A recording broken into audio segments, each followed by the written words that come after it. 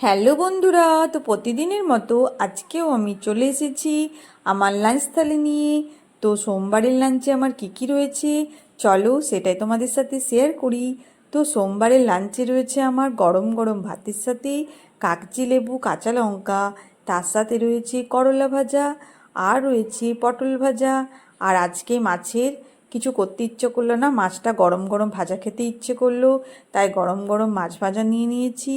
তার সাথে কাঁচা পেঁয়াজ কাঁচা লঙ্কা আর সর্ষের তেল দিয়ে আলু সেদ্ধটা মেখেছি, আর একটু আলু ভেন্ডির চাপ চাপ তরকারি করেছি, আর পেঁপে দিয়ে চাপ চাপ করে মসুরির ডাল। তো কেমন লাগলো আমার সোমবারের লাঞ্চ থালি? শুভ দুপুর বন্ধুরা, সবাই ভালো থেকো, সবারই দিন খুব ভালোভাবে কাটুক। কাল আবার দেখা হবে। আর আমার লাঞ্চের থালিটা তোমাদের কেমন লাগলো অবশ্যই কমেন্ট করে জানিও। গুড বাই বন্ধুরা।